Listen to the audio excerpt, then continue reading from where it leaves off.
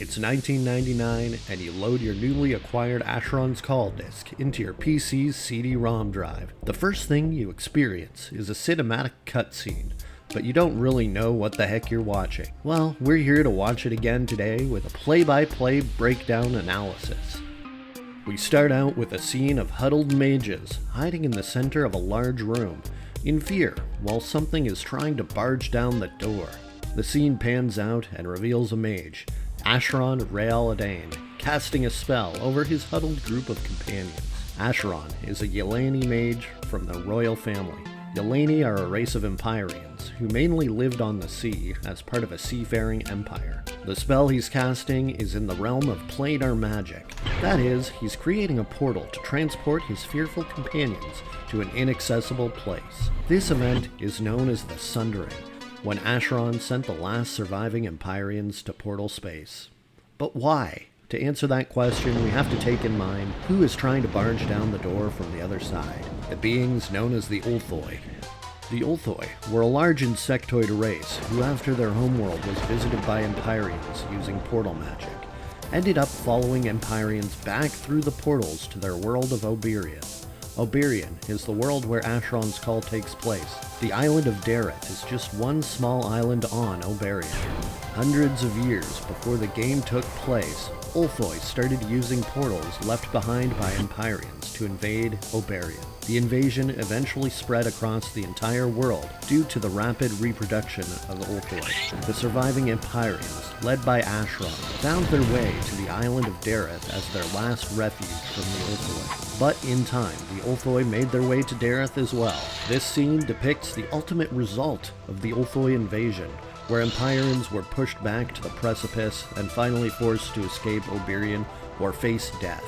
And of course, the Ulthoi storm the castle, but not before Asheron completes the spell, and with it, sends a magical shockwave that reduces the castle to rubble, just as the Ulthoi breach the grand hallway. And then, it's revealed that a hand moves underneath the rubble. In a final act of defiance, Asheron survives and casts one more spell. This spell calls forth many creatures of Dareth from their home worlds, places the Empyreans have visited before, creatures who come through the portals to answer the call. Among them are the Isparians, humans from the world of Ispar. At the onset of the game in 1999, we can choose between the Alluvian, Sho, and Garundim people, and answering this call is the very way our character arrives on Dareth, with nay but a letter from home in hand. Similarly, before the events of the game, many Alluvians arrived on Dareth, as we can see occurring in the trailer. In this case, it's Elisa Strathler. Elisa, however, is quickly captured by the Ulthoi, who have taken to enslaving newly arrived Asparians to work in their hive, the Black Death Catacombs. Eliza finds the courage to eventually escape the toiling existence as an Ulthoi slave, and on the outside meets another Alluvian named Thorsten Cragstone. Cragstone takes Eliza under her wing. Behind the scenes, the two also become lovers. Unable to beat the Ulthoi, the two sneak around the countryside in search of Asheron's castle. They find the castle, but there's no entrance save for a lonely door far, far away, which doesn't open. While searching for a way in, Eliza finds a hidden switch that activates a portal and spirits her away to a dark chamber, where we see Asheron sitting on a throne obscured in shadow.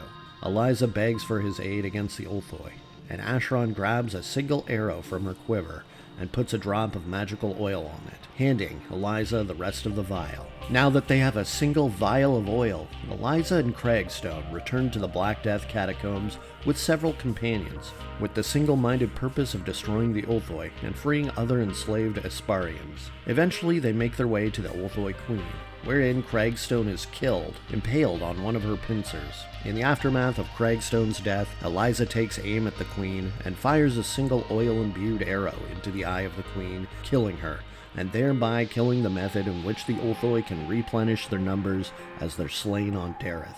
Turns out that the oil that Asheron gave Eliza was magically enchanted to specifically kill Ulthoi. Some time passes, and we see the Alluvians have escaped and started their own settlements, free from the clutches of the Ulthoi. This is where another portal suddenly opens up, and a lone Alluvian steps through. The Alluvian is a blank slate, ready to start their life on Dareth after answering Asheron's call. The events of the cutscene depict the canonical story of what happened before and during the events of the beta, and finishing at the onset of every adventure's new journey into Dareth. Beta testers were pitted against the Ulthoi in the earliest days of Dareth, and the result was that Dareth became the new home away from home for wayward Isparians who found themselves entering the portals on Ispar, never to return. And that's really all there is to it. If you found yourself watching all the way through, thank you so much for making it this far. Please consider subscribing to this channel or liking the video. If you want to watch more videos like this, there will be a playlist popping up on screen right about now, or if you want to find out how to play Asheron's Call, a video will also be popping up. Thanks so much, stay safe, and I'll see you in the next one.